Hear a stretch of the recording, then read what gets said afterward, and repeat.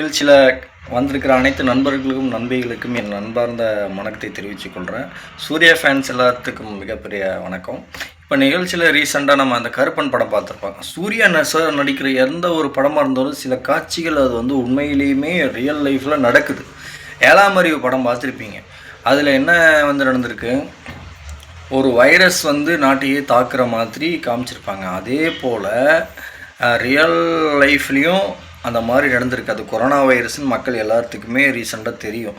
அது வந்து ஒரு குறிப்பிட்ட காலத்தில் வைரலாக போச்சு.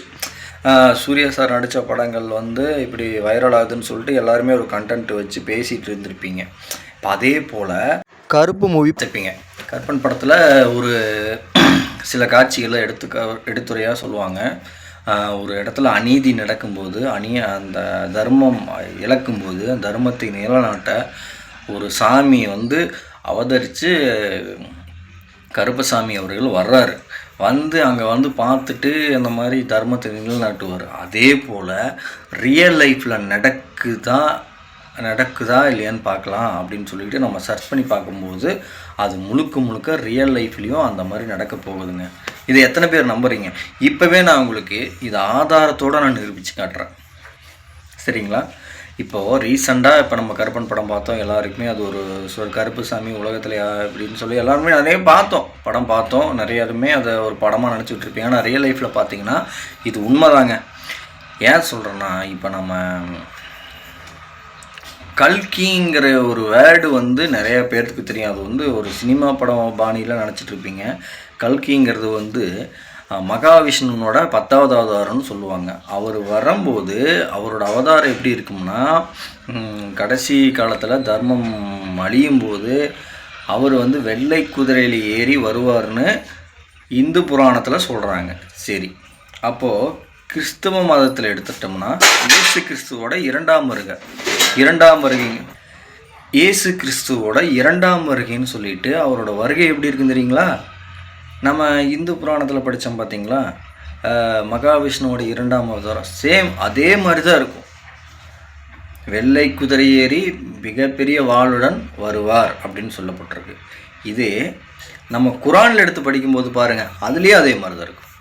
ஒரே ஒரு கடவுளை போட்டுக்கிட்டு நம்ம பிரித்து வச்சிட்ருக்கோம். ஒரே கடவுள் தான். ஒன்றே குலமும் ஒருவனே தேவன் என்று சொல்லியிருக்காங்க. திருமூலரும் சொல்லியிருக்காங்க. 18 சித்தர்களும் ரொம்ப மிக அழகாக சொல்லியிருக்காரு. என்னடா முட்டா பசங்களாட்ட கோயில் சாமி தேடி ஏன்டா கோயிலுக்கு போகிறீங்க, உள்ளமே மிகப்பெரிய கோயில்ரா அப்படின்னு சொல்லி 18 சித்தர்களும் மிக அழகாக சொல்லியிருக்காங்க. நம்மளுக்கு அது புரிஞ்சுக்கிறது இல்லை. அதை வச்சு இப்போ பொலிட்டிக்கல் நடந்துகிட்ருக்கு. உன்னை வந்து அப்படியே வந்து ஒரு புரட்சி மாதிரி உன்னை வந்து ஒரு தப்பான ரூட்டில் கொண்டு போயிட்டுருக்காங்க. அதனால் கடவுளை பற்றி வந்து நம்ம முன்னோர்கள் சொன்னது வந்து பைபிளையும் குரானையும் எல்லாத்தையும் நல்லா படித்து பாருங்க, உங்களுக்கு புரியும்.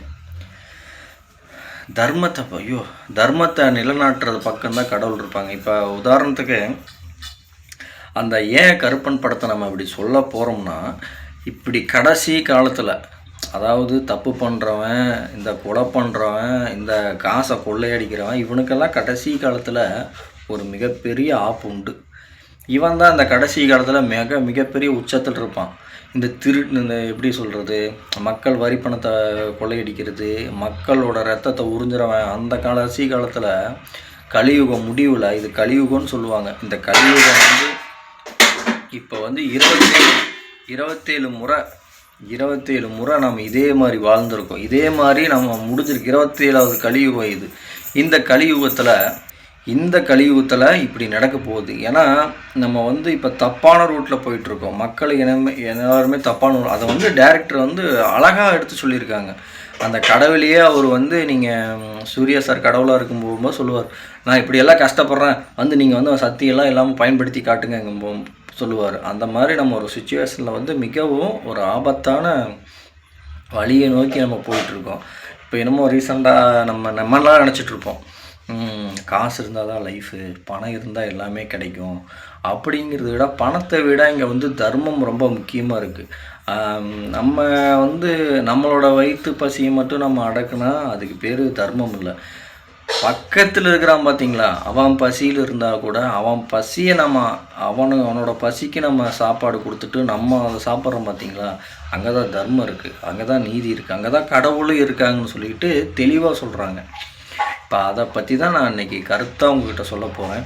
இதை நான் சொல்கிறது உங்களுக்கு புரியலைன்னா கூட கொஞ்சம் நான் உங்களுக்கு எப்படி தெளிவாக நீ வரப்போகிற வீடியோக்குள்ளே நான் தெளிவாக உங்களுக்கு நான் சொல்ல போகிறேன். தயவு செஞ்சு மக்கள் யாருமே இந்த அநீதி பக்கம் போகாதீங்க. முடிஞ்ச அளவுக்கு ஒரு தர்மத்தின் பக்கத்தில் போங்க. அப்புறம் நான் முக்கியமாக சொல்ல போகிறது என்னென்னா, வருங்காலத்தில் பார்த்திங்கன்னா எங்கேயுமே கோயில் இருக்காது, கோயிலுங்கிறது இருக்காது. முழுக்க முழுக்க மக்கள் மத்தியில் கடவுளே ஒருத்தர் இல்லை. உண்மையாலுமே அப்படிதாங்க, கடவுளே ஒருத்தர் இல்லைங்கிற மாதிரி தான் வரும். அதுக்கான ஆதாரங்கள் என்னென்னமோ எக்கச்சக்கமாக கொட்டுவாங்க. கடவுள் இல்லை, கடவுள் இப்போ நான் கஷ்டப்படுறேன், நான் உழைச்சதான் சம்பாதிக்கிறேன், என் கையா காசு அப்படின்னு சொல்லிட்டு ஒரு க்ரியேட்டிவிட்டி மக்கள் மனசில் நல்லா ஆழமாக பதிய வைப்பாங்க. நீங்கள் வேணால் பாருங்களேன், அது நிறைய குரூப் இருப்பாங்க. ஆனால் உண்மையை சொல்ல போகிறேன் பாருங்கள், தர்மம் எங்கே இருக்கோ அங்கே கடவுள் இருக்கார். கடவுள் இருக்க நான் நிரூபிப்பேன். இப்போ உன் இடத்துலையும் உன் மனசுலேயும் கடவுள் இருக்கார், என் மனசுலேயும் கடவுள் இருக்கார். அதை நான் நம்ம கண்டுக்கிறது இல்லை. எனக்கு சேர்த்தி தான் சொல்கிறேன். மனசு சுத்தமாக இருக்கணும், நம்ம மனசு 4 பேர்த்துக்கு நல்லது பண்ணணும், அங்கே கடவுள் வாழ்கிறாருன்னு சொல்லிட்டு நிறைய இடத்துல சொல்கிறாங்க. அதாவது நான் என்ன சொல்ல வரேன்னா, தப்பான வழியில் போக வேண்டாங்க, மக்களுக்கு உதவி பண்ணுவோம், நல் வழியில் நடப்போம். இதுதான் என்னுடைய அன்பான வேண்டுகோளுங்க. வேண்டுகோள் விட இதுதான் நம்ம முன்னோர்களும் நம்மளை குறித்து வச்சுருக்காரு. நல்லா இந்த பைபிளில் பார்த்தீங்கன்னா பழைய ஏற்பாடு புதிய ஏற்பாடில் படித்தோமா தான் அவ்வளோ அழகாக இருக்குது. கடவுளை பற்றி அவங்க சொல்ல போகும்போது ரொம்ப சுவாரஸ்யமாக இருக்கும். குரான்லேயே அப்படி தான்.